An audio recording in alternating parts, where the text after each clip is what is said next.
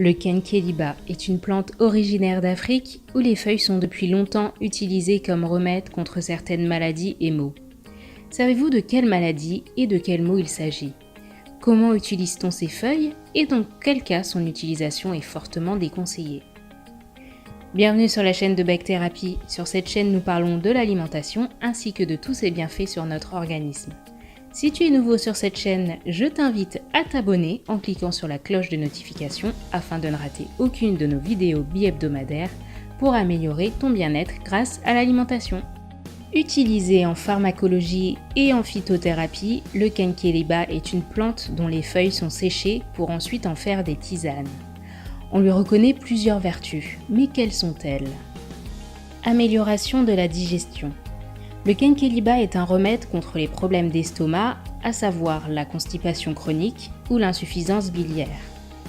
Aussi, de nombreuses études cliniques auraient mis en évidence les propriétés cholérétiques et cholagogues du kenkeliba, c'est-à-dire qu'il favorise la sécrétion de la bile indispensable pour digérer les graisses, puis facilite le processus digestif en général.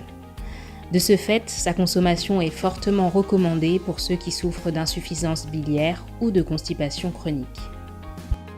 Mieux encore, c'est le remède idéal contre l'obésité.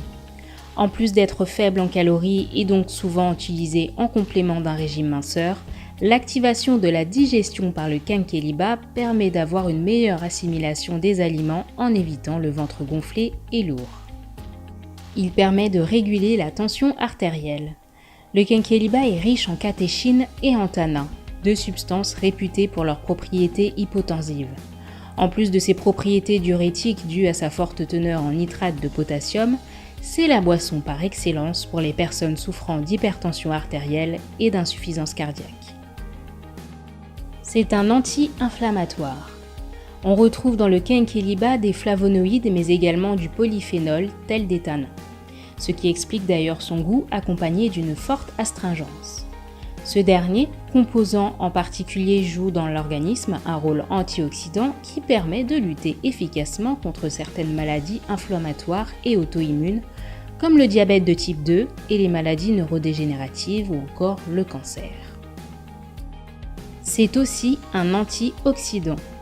En effet, le kenkeliba contient des catéchines et des épigalocatéchines, ce sont des substances présentes par exemple dans le thé vert et elles sont de puissants antioxydants.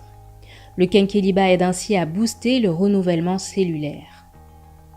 De plus, sa teneur en combrétine et bétaïne en font un excellent antibactérien.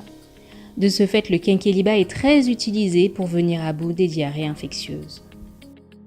Le kenkeliba est reconnu pour ses propriétés émétiques. L'infusion des feuilles de kenkeliba, associées à la racine et à la tige, possède des propriétés émétiques particulièrement utiles en cas d'intoxication alimentaire ou dans le cadre d'une épuration digestive. Il protège nos cellules hépatiques. Le kenkeliba est l'une des plantes médicinales les plus souvent utilisées pour prévenir ou traiter les affections du foie. En plus de tous ses bienfaits liés à son utilisation par voie orale, le kenkeliba fait également l'objet d'une utilisation externe pour une cicatrisation rapide de plaies grâce à ses propriétés antibactériennes, pour assainir le cuir chevelu et fortifier la fibre capillaire en rinçant ses cheveux des infusions de kenkeliba. Comment se consomme le kenkeliba? La plante se présente et s'utilise de différentes façons. En décoction d'abord, 20 g de feuilles séchées de kenkeliba pour 1 litre d'eau, une tasse après chaque repas, à faire bouillir 2 à 3 minutes et en laissant infuser 20 minutes. En infusion, 30 g de feuilles séchées de kenkeliba pour 1 litre d'eau, 2 à 3 tasses maximum par jour. Également à faire infuser 10 minutes maximum. Il existe par ailleurs des mélanges de plantes dans lesquels est associé le kenkeliba, mais l'idéal ce serait de consommer cette boisson plutôt tôt le matin. Vous pouvez boire une infusion de kenkeliba pour autant à n'importe quel moment de la journée. En huile essentielle, sur prescription médicale. En teinture mère, selon les indications du pharmacien. Y a-t-il des contre-indications? Eh bien oui, le kenkeliba est déconseillé aux femmes enceintes ou allaitantes. En effet, alors que leurs besoins en fer augmentent au cours des 2 derniers trimestres de grossesse et les premières semaines d'allaitement, les tanins que contiennent les feuilles de kenkeliba peuvent obstruer l'absorption du fer par le sang. À éviter donc. Voilà pour aujourd'hui, ce sera tout. Si vous avez aimé cette vidéo, faites-le nous savoir en commentaire et laissez-nous un petit pouce bleu. N'hésitez pas aussi à partager vos expériences en commentaire de cette vidéo.